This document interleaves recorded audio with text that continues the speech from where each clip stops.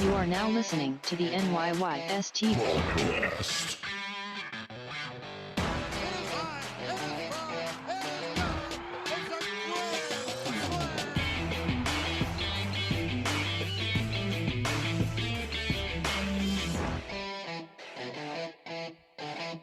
Welcome back. This is episode 224 of the NYYST podcast. I'm your host, Christian, as always, joined by my co-host, Chris. Yup. And go Yank. Vacation guy Rye. Vacation guy Rye. Did he get lost in the Bermuda Triangle? I think it's a staycation. I think he's on staycation. But I can't confirm. Can't confirm. We can confirm that we will have Sal Licata of WFAN and SNY on the show in just a few minutes.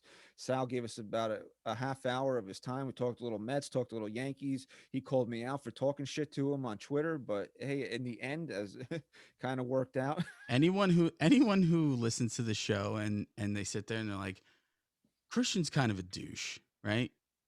Listen to this interview because Licata called you out. It was friggin' great.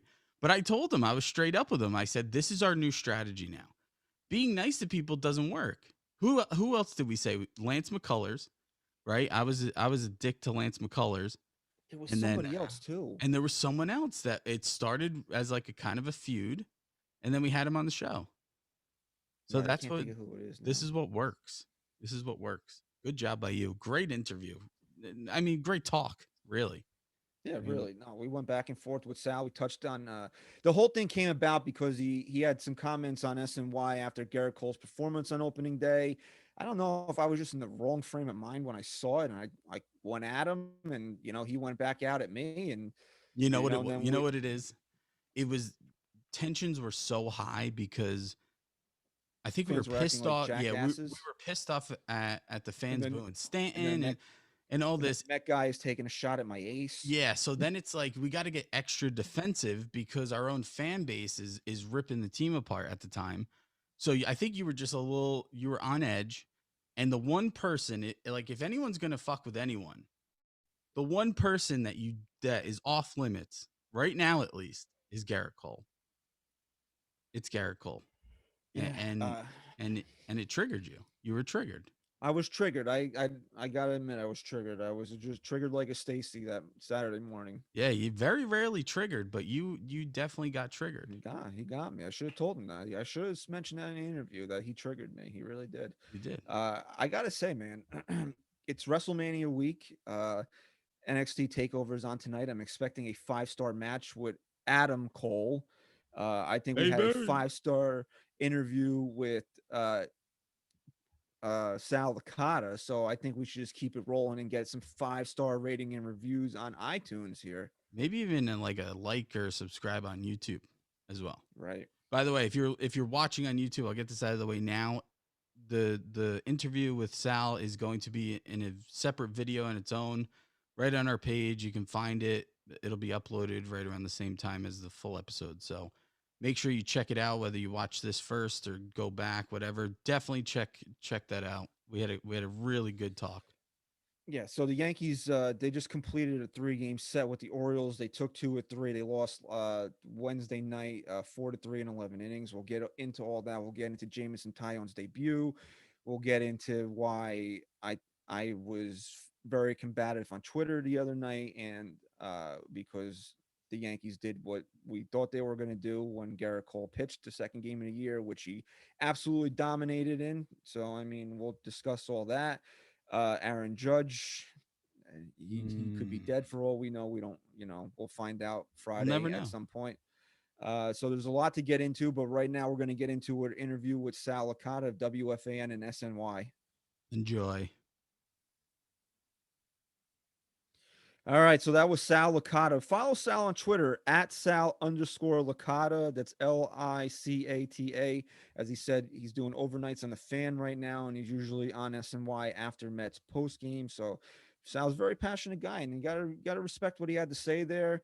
And he said a lot of things that we always say, like he's a Met fan but wants the Yankees to do well. We're Yankee fans that want the Mets to do well. I always say that I want the Mets to be good because I want to, like, if the Yankees are off, or they're playing at different times, and I want to catch it, and I You want want to to watch watch a good game. baseball. I want to watch good baseball. And yeah, I have MLB TV, but guess what? I never use it. So I'm flushing $150 down the toilet every year because the goddamn app never works. But that's another story for another day.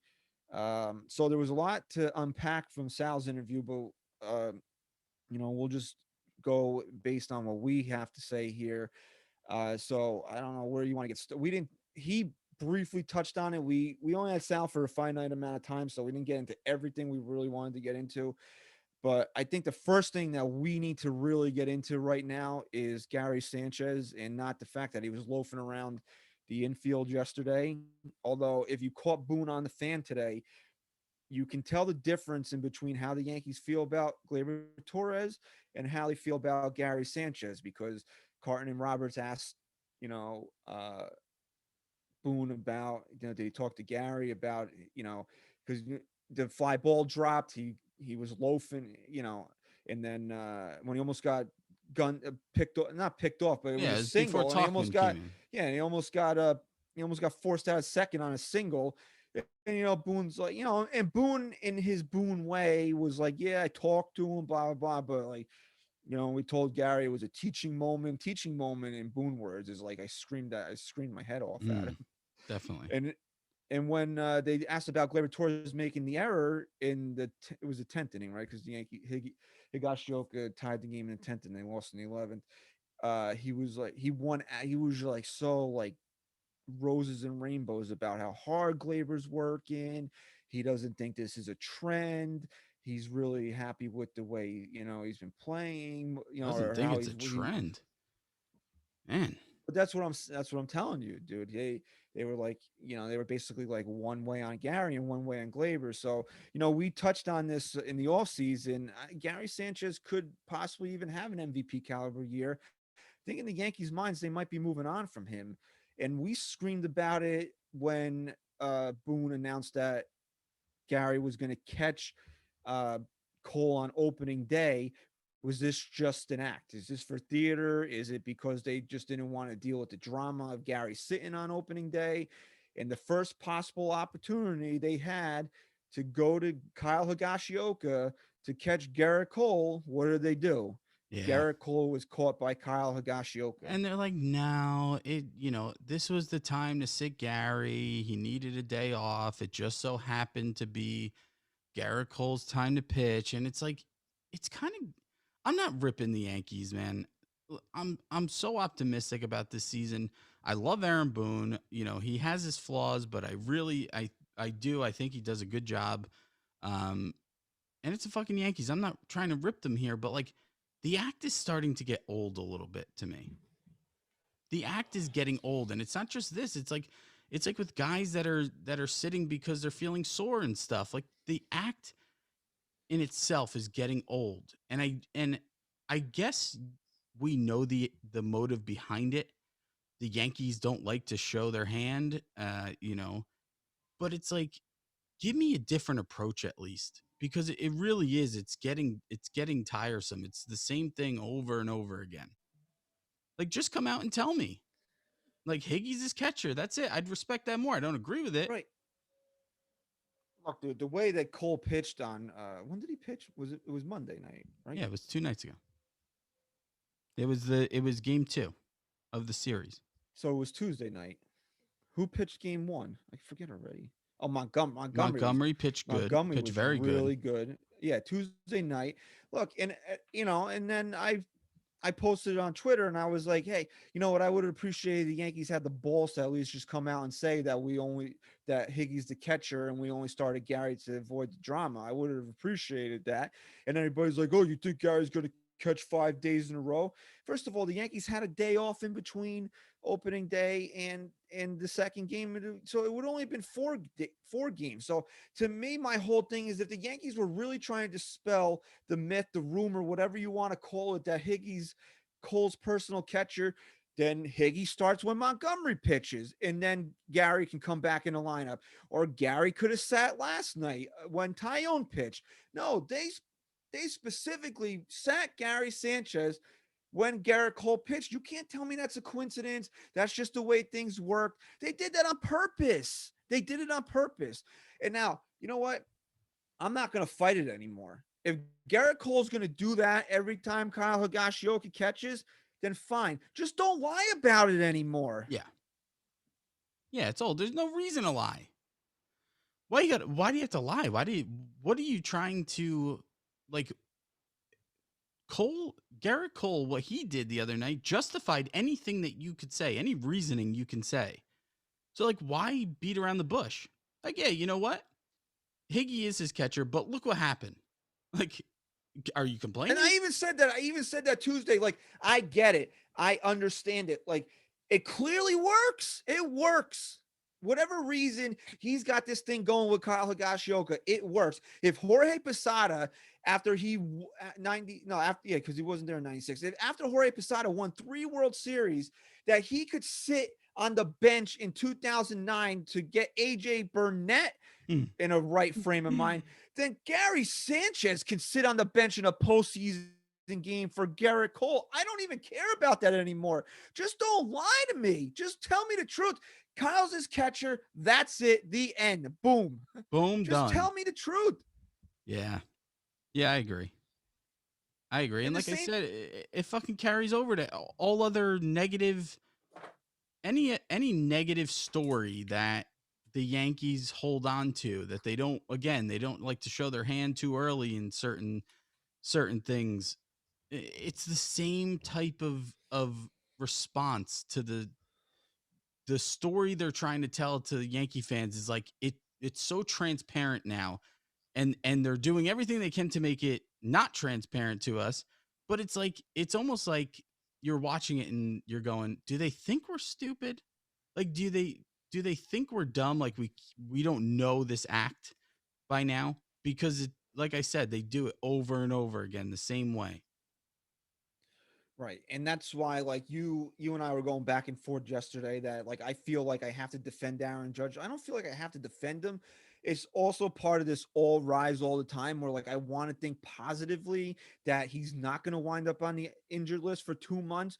But I mean, I got to be realistic. It went from, oh, he's got a little soreness, to, yeah, I had to stay away from him last night, to now it's like, yeah, I don't know. I don't know what to tell you. Like, he may play Friday. He probably won't. No, it actually was. That's the thing. Here's when you know. When they go, no, he just needed a day. He's back in the lineup Friday.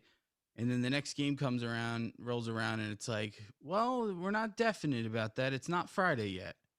So, and the second they start to walk back on their statement that he'd be in the lineup, you know it's worse than it is. Right, It's worse because than it is. remember right before the season started and Hulk was playing tricks on Twitter, Yeah. when Judge sat out the final game, and Boone went and said, no, he'll be in the lineup on Thursday. He was very definitive about it. Right. And Right. now it's like,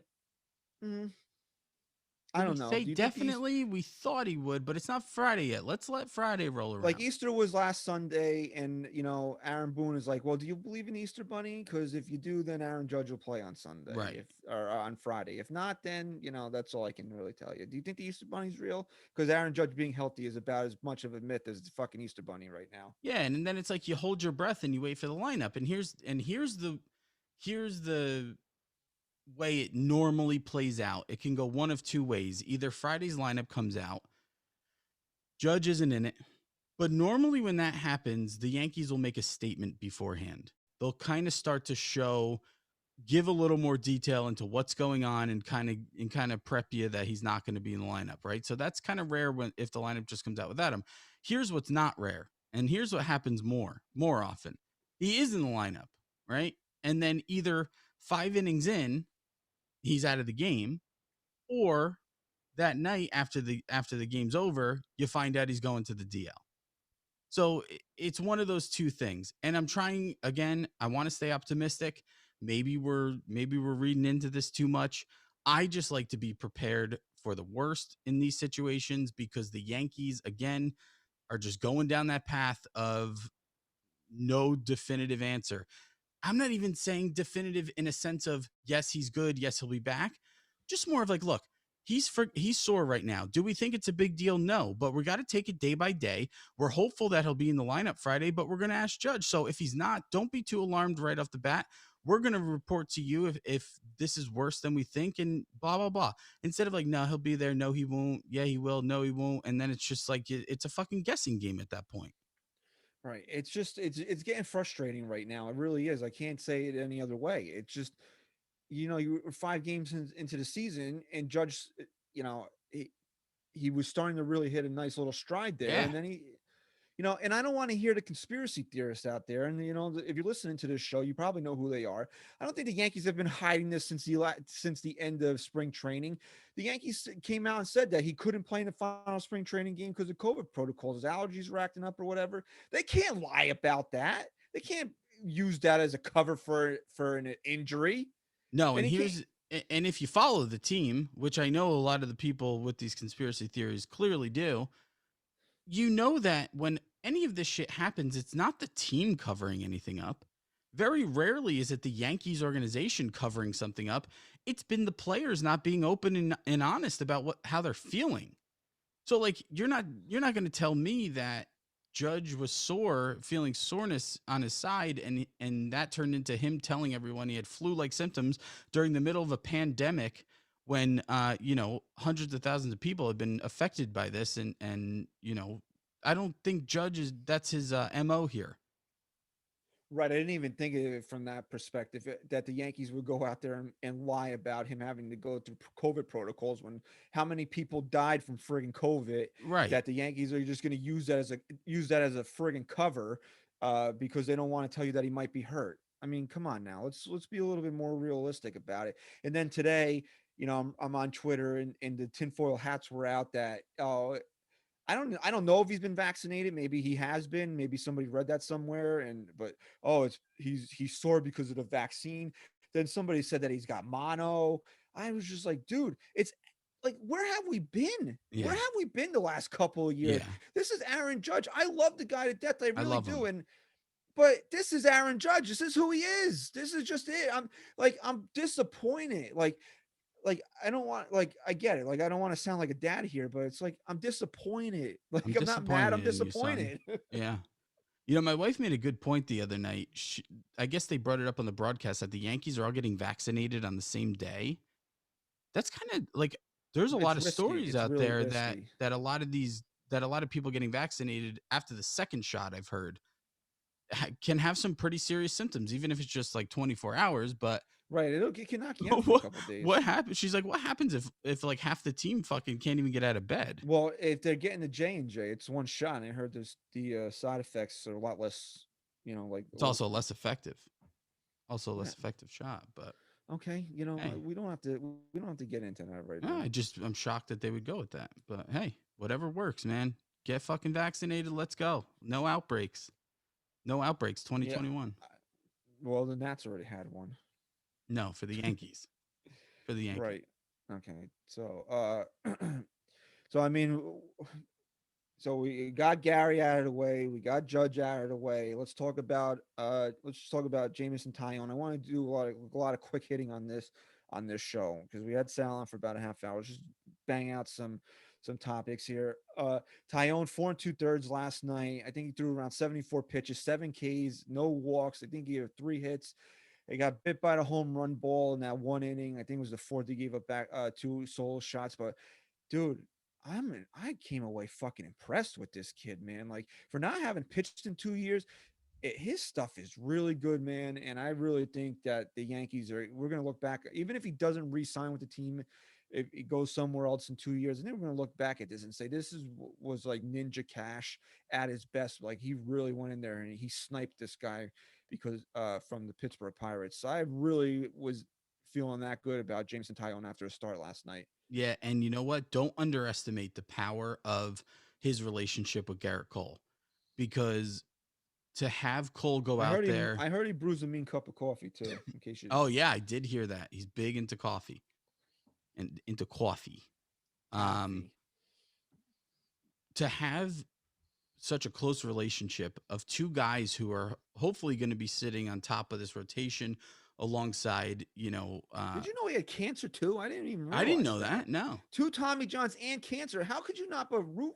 How could you not root for this guy, man? Like honestly, like even on a personal, like what do they call it? Like a personal interest story. Like this Yeah. guy's had two Tommy Johns and cancer, and he's coming back as a New York Yankee. I mean, Yeah, like, come man. on, you got to root for this guy. Hell yeah.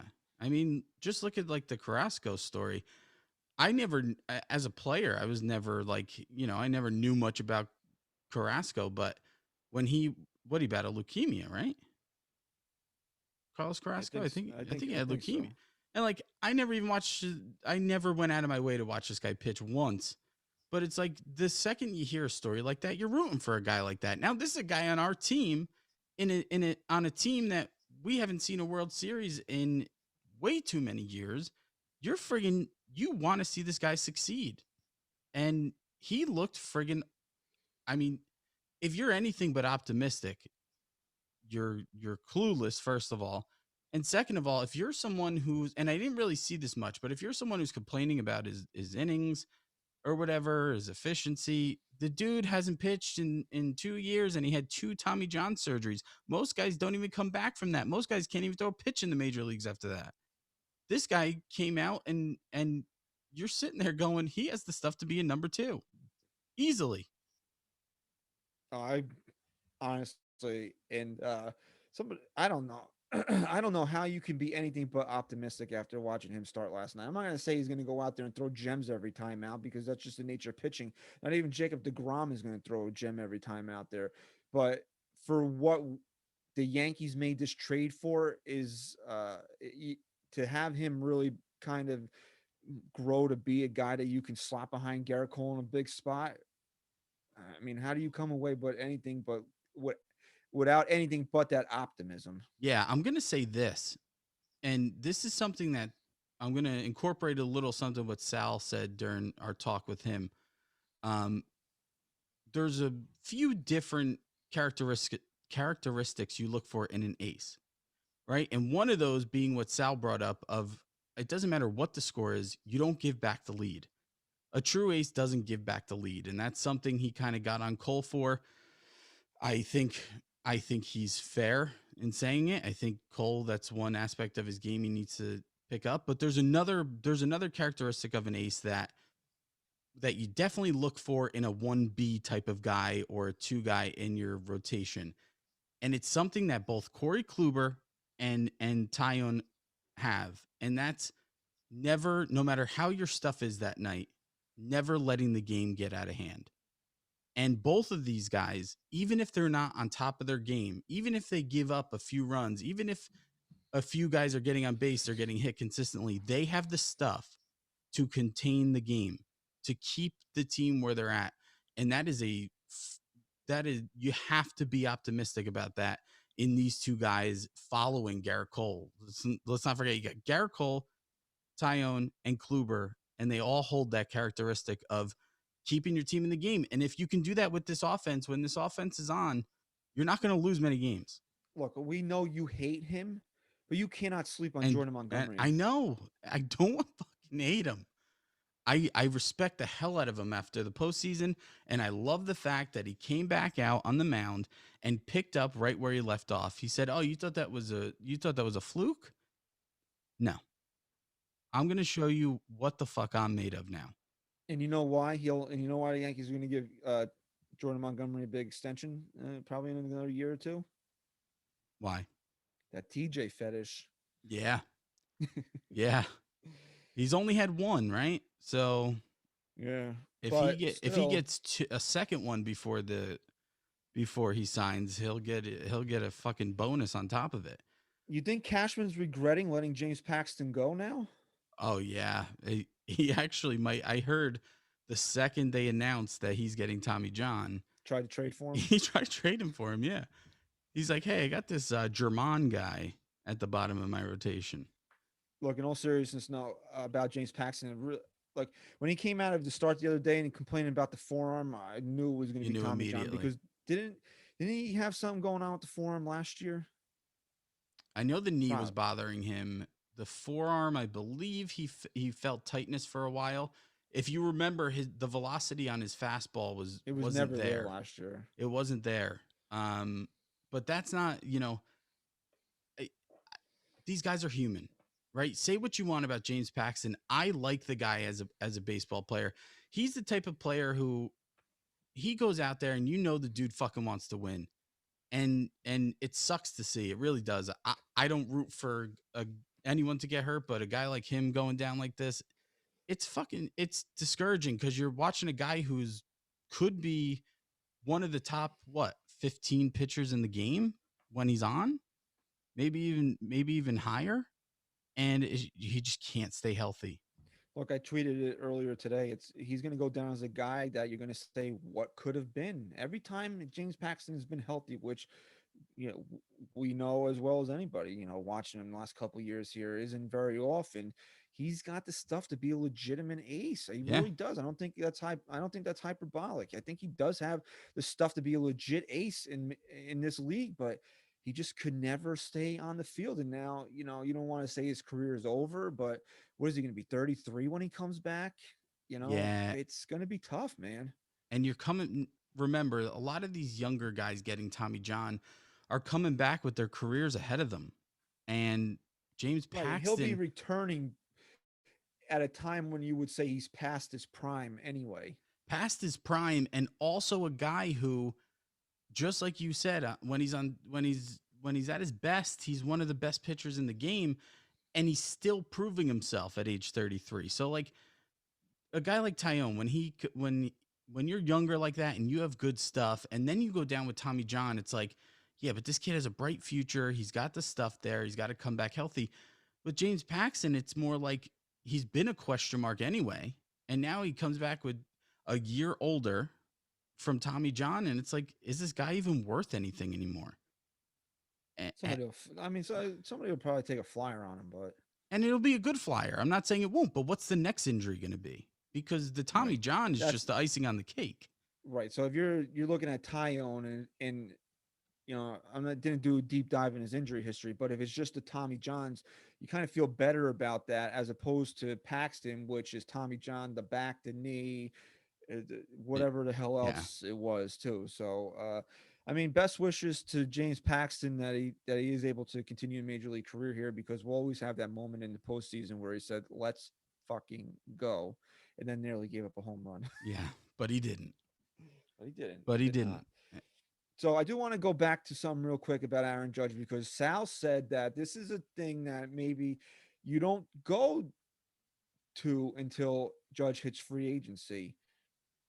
And I was talking to a couple of people on Twitter yesterday that even if Judge plays 110 games this year, I still think the Yankees extend him, and I still would extend him. But do you do you agree with Sal? Do you not touch that until you have to? It's such a fine line, man. It's such a fine line because I joked about it in our text the other day, and I felt uncomfortable joking about it, that like I'm done with him. It's such a fine line because he clearly brings the the intangible feel like that a true Yankee brings. Wasn't something missing from that game last night because he wasn't in the lineup? Yes. But you know what I mean? Like, Judge isn't just a player who's getting hurt. It, I've said this in the past. I was at the game when Jeter, what was it, 2012, when he broke his leg in the Yeah, postseason. right. And I felt like I was watching a live funeral when I Man, was let watching me the tell you game. something. You were at some great moments at the stadium. I was at this moment, and I can't even describe. I'm not exaggerating. There was full packed house. Obviously, it's a playoff game. It's a championship series. Everyone's going crazy, and the second Jeter went down, you could like, people say this and they don't really mean it. I literally mean this. You could hear a fucking pin drop because that place was so silent, and it gave you this feeling in your gut that you hadn't felt. And it's like, I don't know, maybe it's just Judge replacing that kind of superstar feel we felt with Jeter. But when this guy's hurt, it's not just like, oh, another guy's injured, or it's like, oh, fucking Stanton made a glass. This is Aaron Judge. Like, whether it's realistic or rational or not, he's our guy. So to sit here and to say they should just let him go if this is going to be what this season is so tough to tough to say. But when you really look at it logically and rationally, if this is who he's going to be, I don't know if he's worth keeping here. Yeah, but how do you let him go somewhere else? Right. But that's what I'm saying. It's such a fine line. It's like, do I want to see him anywhere else? No. But when you ask me to sit down and think about it, like if he's going to be hurt every 10th game this year, continue to go through these injuries and not give me the season that we need from him. We should feel, here's what it is. We should feel differently. Will we? I don't know. Cause like I said, he's our guy right now. But Look, should man, we? But should we feel differently? Yes. if I'm Brian Cashman, I got to put. I said this on Twitter last night. Buy out the last year, so it's give him buy out the last year. Add 5 more on the back end. This way you have him till he's about 36. You gotta get throw like And then what? And then 175. what? You guard him for a few years. You just keep giving him 1 year No, deals. and then we'll see what happens.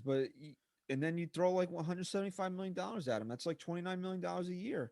I think I think if he's hurt again, he's going to cost himself being that $30 million a year player. So do you think, regardless? I mean, So you if he you got to stays healthy, you're definitely signing him because you're expecting him to give you the big year.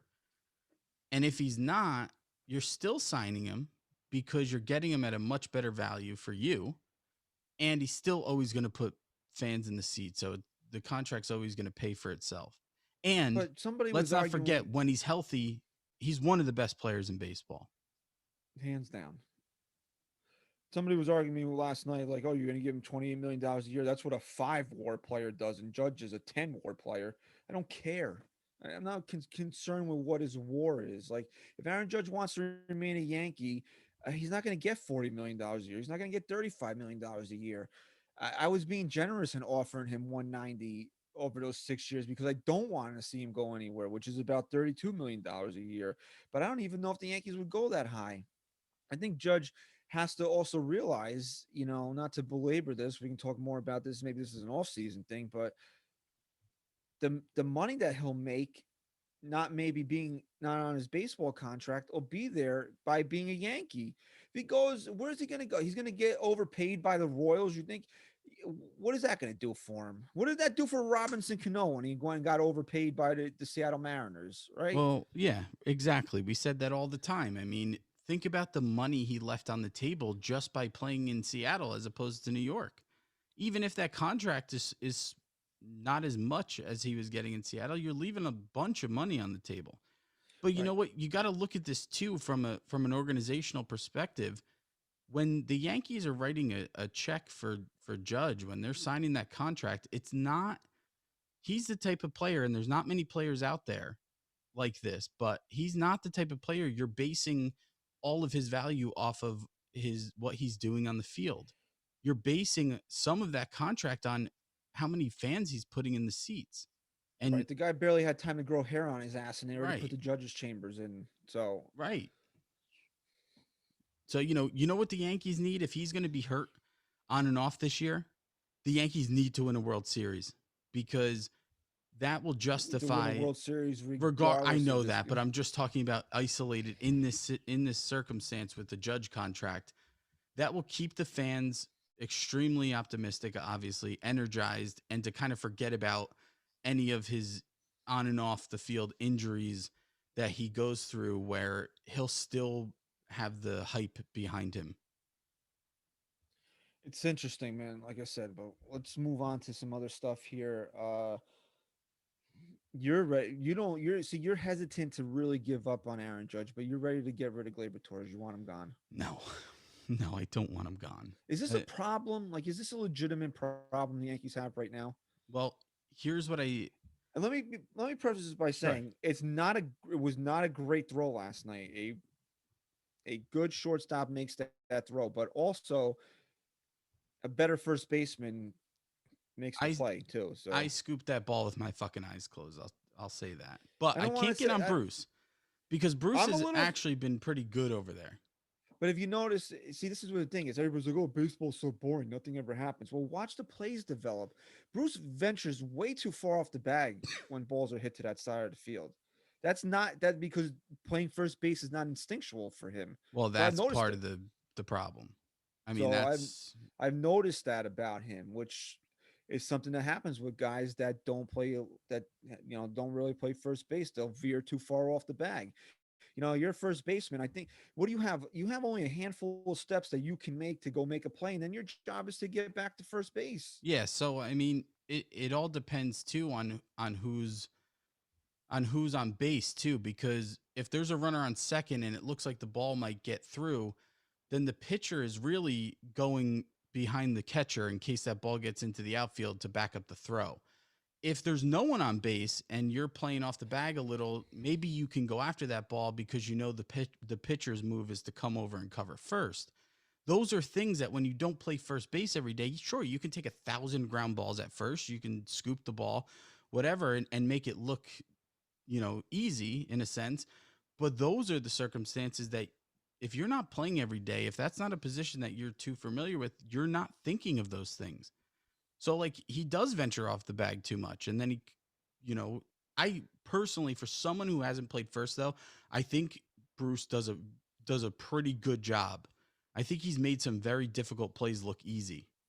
I He do. hasn't been a disaster over there, which is all you're really hoping for right now. Right. That's it.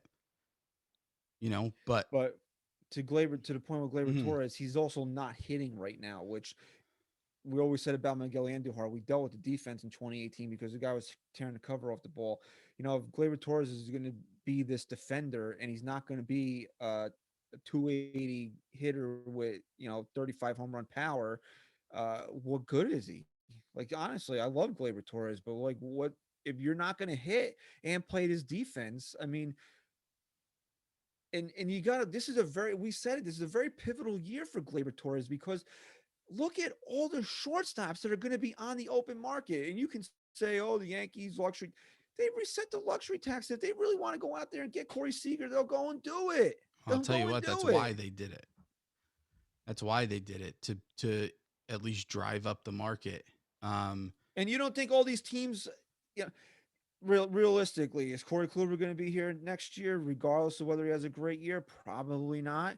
And you're going to have to go out there and fill a hole in the rotation. All these guys that you're calling up, can we have Gleyber Torres? Fuck yeah, you can, because I'm going to get Seager now. So, I mean, really, this is a big year for Gleyber Torres. If he wants to be a Yankee, he's got to get his. I mean, I don't want to say his head's in his ass, but he's got to. No, it He's is. got to. I It mean, is. Look, here's how I put it. I tweeted this out and it gained some traction that I'm I truly believe Gleyber Torres could be a superstar. I'm not doubting that. But like we said a few weeks ago, this is the year we hold him accountable. We don't baby him anymore. And right now I'm skeptical. And as everyone should be. He hasn't given us anything to be optimistic about. And my one of my buddies tweeted back at me and says, "How do we hold him accountable?" And he said, "You bend him over and you spank his ass with a wooden spoon till he says uncle." Like, what do you mean? You hold him accountable by not making excuses for him as a fan. So I'm watching that, and it's like maybe last year I would have been like, you know what? He doesn't really play. They moved him from second to short, and give the kid a break. He's only 22, 23, whatever. He'll come around. This kid's a stud, whatever. But this year, it's like I watch that and I'm like, no, you got to fucking make that play, man. Because here's where the bar was set. The last shortstop we were told was a superstar came up and hit his home run in his debut, and then from there won how many championships? What was it? 5 yep. total. The guy fucking was the face of New York in Derek Jeter. I'm not comparing Gleyber Torres to Derek Jeter. All I'm saying is all we've heard for the last handful of years is that this kid's a superstar. Well, when is that happening? When is that going to happen? Because the kid I'm watching out there now is not a superstar, and don't use his age as an excuse. A superstar is a superstar. Chris, he's been in the league 4 years now. I A mean, superstar is a superstar. we got to see. I mean, he's got to take a big step forward this year. I'm not saying the Yankees should just get rid of him if he doesn't, but I mean, the Yankees are gonna. Think it's like this stuff. It's you don't want to say that the universe is pre-planned, but it's funny how this stuff works out. Like this is a very pivotal year for Gleyber Torres, and the Yankees are going to have a plethora of options to replace him if they change their opinion on him. So, I mean, it's going to be very interesting. So, uh, it's I don't know, man. It's just I want to see Glaber flourish here. I really do, but like hey, if he's not, he can't carry. And I think Sal mentioned this. You can't carry the defense to the plate, which it seems like he's doing because it's like, and Gary Sanchez does the same thing. I don't need two of the same guy on a Yeah. team doing the same thing. Where Gary fucks up behind the plate and he's trying to hit a 900-foot home run. He's trying to hit the proverbial 5-run home run, which doesn't, we obviously it doesn't exist, but that's the old saying. Gleyber Torres, it seems now, is trying to do the same thing. He's not playing well defensively, so now I got to hit a home run every time instead of just. And what was the thing on Gleyber Torres when he came up and hit all those home runs? That was a shock to everybody. Guys that have followed him and scouted him because they said they never thought he had that type of power. So go back to being the gap to gap hitter, a guy that uses all field, and then you'll hit your home run. So it's like that 38 home run season was almost like a curse for him. Insane, Yeah. I don't There's know. look, there's positives and negatives when it comes to guys like Torres and Gary. You can sit here and say it's mental. I mean, all of this is mental. The talent's there. They just need to find it. But then there's only so long you can say that for. There's only so long that you can hang on that. Because it gets to a point where, just like I said, the Yankees coming out and beating around the bush with everything gets old. Well, this game gets old too. Of like, how long are we just going to accept that this is a mental thing and the talent's there? Well, you got to put it all together at some point. If you can't put it together mentally, you're never going to put it together. So, my thing with Torres at this point is exactly what you said. Everyone's coming out and saying, and I'm not saying people are defending Glaber as much as they're just trying to be, realistic in the situation and saying, well, the guys, the Yankees don't think he's really a shortstop. Well, yeah, but guess what? That throw isn't what the Yankees were concerned about. The Yankees are concerned about his range, his left to right as a shortstop. That play was right in front of him. You make that play. And on top of that, whether we want to, hold our breath when a ball gets hit to him at shortstop, at least we know he's a great hitter, right? Well, he's not giving us that either. So it's like, obviously something's off and it needs to click and it needs to click soon. Not for us, not for the Yankees, because they'll be just fine. But for Gleyber Torres to actually come into him to his own and be the player he was meant to be out there. All right, so two quick things before we wrap up the show here. The Yankees traded for Rougned Odor the other day. I like Pop this pop. move. I love this move. I don't love it. I like it. A lot of Yankee fans were like, "Oh, why would you do that?" Well, I mean, you want to know why they would do this? I'll tell you why they would do this. 2017. I'm sorry. Am I looking at the right thing? 2016, 33 home runs. 2017, 30 home runs. 2019, 30 home runs. And last year, in 38 games, he hit 10 home runs. And the guy is only 27 years old. Now you're going to tell me, well, why don't you tell me what his OPS is? It's fucking horrible. Okay. In 2016, 798. Then it was 649, 751, 721, 623. It's not good. I get it. He's an all or nothing type player. But guess what? This team has no left handed power at all. I mean, and Aaron Boone today on the fan said that he needs Hicks in the 3 hole because he's got to break. Ugh. I mean, what did Boone say? He said it's not a hitting competition, it's a scoring competition, and he likes having 3 guys like LeMahieu, Mm-mm. Judge, and Hicks on in front of uh Stanton, Glaber, and Frazier. That's what he said There's only today. one problem. They got to get on. I mean, Hicks Right, is and he said that he's not going to over again. He said it, and we said this on Sunday show. He's not going to overreact to 6 games. And he said that when we're done, he feels that Aaron Hicks is a guy that's going to get on 36 to 39% of the time, which is fair. It is. I got to say, it is. Can we dissect the Roof Net Odor move real quick? Yeah, Because I look. Even if he didn't have those home run numbers, he punched Jose Bautista in the yeah, right. face. My one of my most hated players. But can we just break it down in this sense? What's the reason? Because I can think of a few, mainstream reasons as to why this could happen. One of the most obvious, if again, assuming he's gonna play a role on this team, is they're getting ready just in case Voit is behind. They can't have. I don't think they want uh, Bruce out there every single day, No, LeMayu will play first, and Odor will play second. right? Or doesn't Odor play short? No, he plays third. He plays a little third Oh, he base. didn't play any. Oh, so I guess it was a shift or something when he was at second base. I thought he was playing short a little. Boone mentioned third base today. He didn't say anything about shortstop. So now the other one was that something you brought up with Gio's arm. Right, but I thought it looked fine last night. Yeah, it I did didn't bring I didn't bring it up. I saw somebody bring it up on the tweeter. on the tweeter. Roofnet Odor has never played anything but second base and DH in major league in the major leagues. He played a little third base in spring training before he got DFA'd All right. So this then, year. if you're Jay Bruce, are you sitting there thinking, okay, this is a move to clearly push me out if I don't start hitting the ball at least? Hey, you know what? If Voigt wasn't hurt, he wouldn't be here right now. So I I mean, know. he's got to know that his roster spot is is tenuous at best. I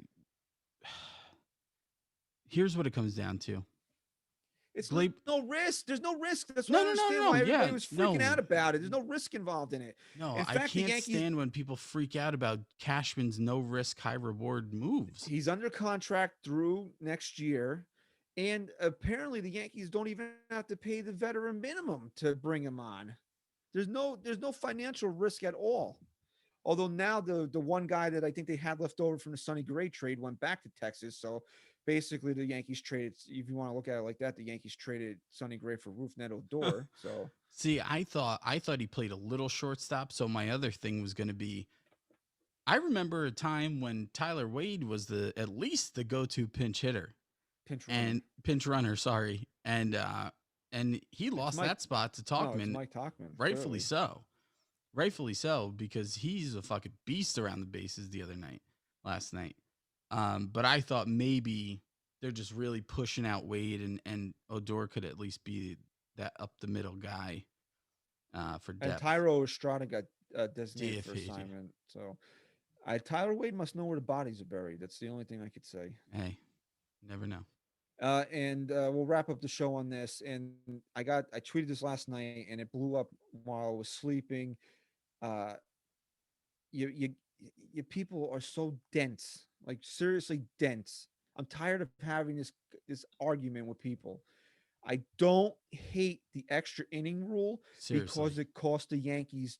I don't even think you can't even say it cost the Yankees 2 games. I don't hate the extra inning rule because the Yankees lost 2 extra inning games. I hate the rule because it's a fucking joke. It's a joke. It, I'm sorry. It- I went back and forth with a lot of people today.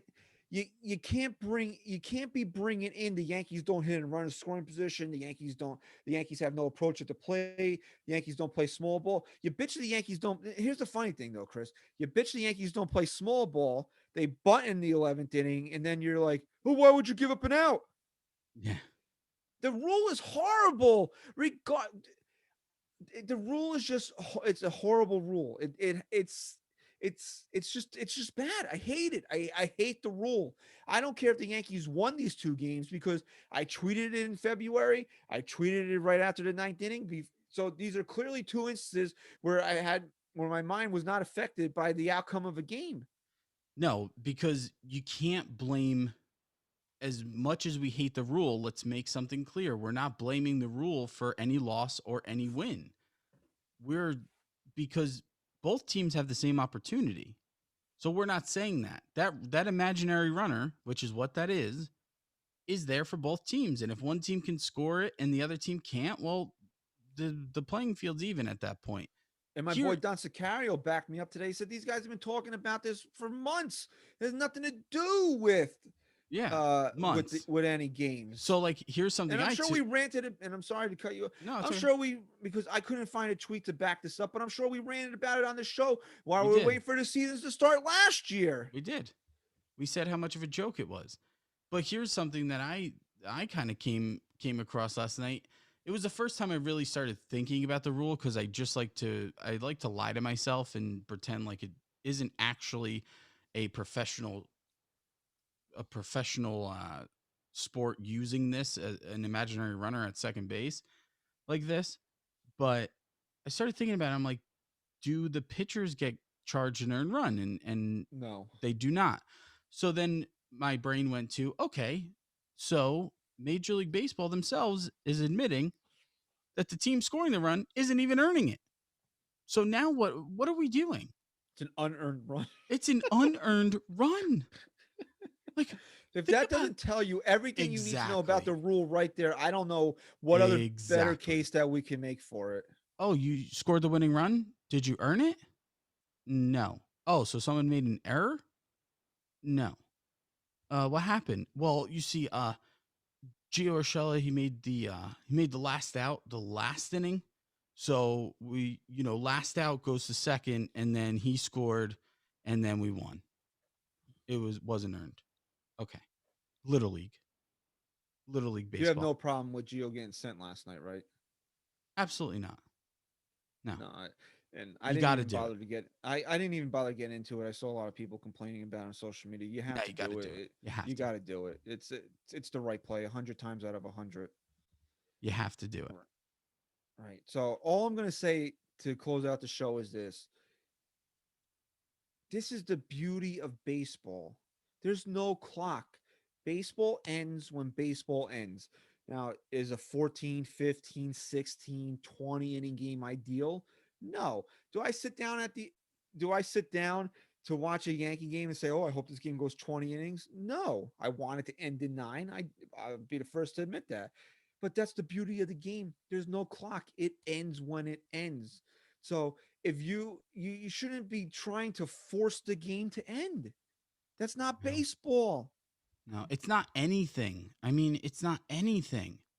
I just it's it, man, it's equivalent to like football in overtime if they let one of the receivers go halfway downfield without the defense being Right. anywhere and he gets like a head start. Like that's what it is. Right. It's like you cannot cover the receiver in overtime until he's 30 yards past the line of scrimmage. Right. Correct. That's literally like and it's like, "Oh, we'll speed up the game." Well, essentially maybe you're prolonging the game.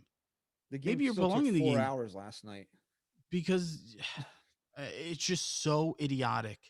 It's so idiotic. But beyond that, beyond the actual logical reasoning behind it, just the fact that professional sport has implemented a rule like this, there's only one word to describe it, and it's an embarrassment. It's an embarrassment. If you truly love the game, you are embarrassed every time that runner goes out there, whether your team wins from it or loses from it. It's an embarrassment. Right, man. I don't want to argue with anybody about it anymore. It sucks. It's a stupid rule, and I know Aaron Boone said he didn't mind it today. And I get it from a look. I You got to be fair about things. I get it from a manager's perspective, where they're they're kind of being told these will shorten up games, and when a and he looked at it like, what, if I got a 20 inning game, I might have to send down a guy that I don't really want to send down.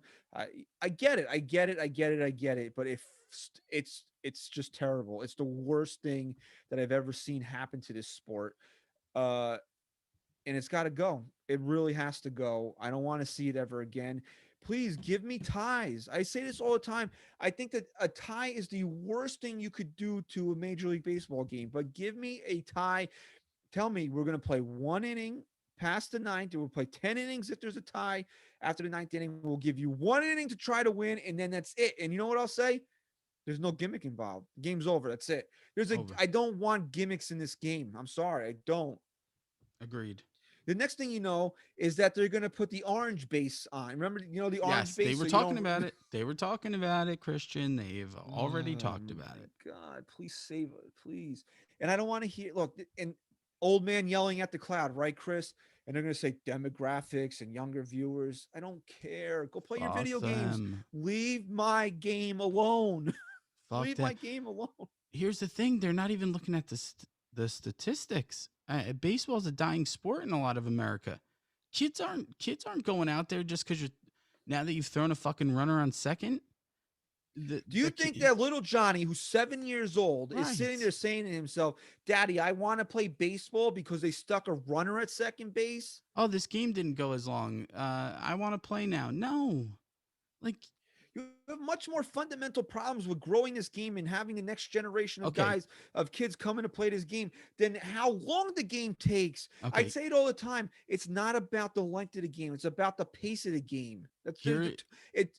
And no, no, no. they're Oh, two completely different things. People confuse length and pace all the time. listen, here's something, and I'll end on this. You're worrying about pace of the game, implementing rules, and what's it doing? It's alienating a lot of your fan base, and a lot of the true loyal fans are sitting there and saying, "Fuck this! This isn't the sport that I love. I'm not watching the sport I love anymore." And what does that do? People will say, "Oh, well, fuck you. You're older. You got to get with the times." Well, no. Think of it this way: why do we all love baseball? Why do you love baseball? Why do you love the It's Yankees? it's generational. Okay. So if our generation is sitting here going, fuck this, I can't watch this sport anymore. You think my Guess who's kids are not going to going to watch watch? it? Is your son and daughters going to watch baseball if you stop No, watching baseball? No, no. exactly. So there you So if go. I That's don't love another. it, Wow, you're making. my Look at kids aren't that. going to love I'll it. give you an 8.5 on that one. I better get a fucking 9 on that. I'll give you an 8.5. I don't Okay. want If I to. don't I don't love the want to. sport, I matter most right now. I don't want your ego to get out of control. I'm just saying, if we don't love it, they don't love it. And then you No, don't. right. That's why I gave you an 8.5 on that. Baseball is not a sport that you watch and That's say, oh my that's God, Batman Begins. this is so entertaining, this sport. I can't wait to keep watching it. No, you watch baseball because it's in your fucking blood. It's in your blood. You watch the sport for a reason. And the fact that you're turning off the fans that truly love this game and pass it on from generation to generation is exactly what's killing it. So think of it that way. Jesus. Yeah, Manfred, you friggin' jerk. You fucking idiot. That's what you are. I'm on the wrong series here. I'll tell you what, I'd call him a fucking idiot right to his face if he came on our show. Right. So the Yankees are playing the Rays at home on April 16th. That's my 5-year wedding anniversary. I'm just saying, if my wife What if really loved, what if I got you tickets or someone got you let's say your cousin got you tickets on your anniversary. my wife really loved me. Shoot, I don't yeah, want to be blamed for bullying women, but I'm just saying. Anyway, let's look ahead here. Tomorrow or later today, because this will drop Friday morning. It's the Tampa Rays home opener. The Yankees will be there. 3:10 start, so keep that in mind. It'll be Corey Kluber against Dick Mountain. I think that's what they call him. Rich Hill. They call him Dick Mountain. So it's Kluber. The Klubot will make a second start for the Yankees. And then Saturday and Sunday are 1:10 starts. Herman versus Chris Archer, who's back. I mean, Jesus, you talk about fleecing a team. Even though I never thought Archer was that good to begin with, but you want to talk about fleecing a team. You get Glass now and Meadows, and then Archer winds back Ray anyway. I know. And then they'll close out the series on Sunday. Jordan Montgomery will hopefully back up his stellar first start with a stellar second start. With this guy again, every year this guy gets around, man. We don't know how he's able to be on so many teams, but TBD will start for the Rays on Sunday, and then we'll be Give me back some TBD. And then we'll be back Sunday night, hopefully talking about another series win. This is what we talked about last week, last episode. You didn't like the Yankees loss to Toronto. you know what, win a series. They did. You don't like that they couldn't sweep, but you know what, win Win series, series. They add stack up. the just stack them up throughout the course of the year. You'll be where you want to be. So again, we want to thank Sal Licata for jumping on with us. Please check Sal out on WFAN overnights and after Mets games on SNY. And please follow us on Twitter at NYY Sports Talk. Like we said, best, easiest way to support the show. 5-star rating review. Tell a friend, phone a friend, pick up this thing here. It's not just for texting. You can call people on it too. Say, hey, have you heard the NYY Sports Talk podcast? They had on Sal Licata. It was fucking awesome. And that's it. So thank you very much for listening to episode 224. Go Yank. Chris, say goodbye.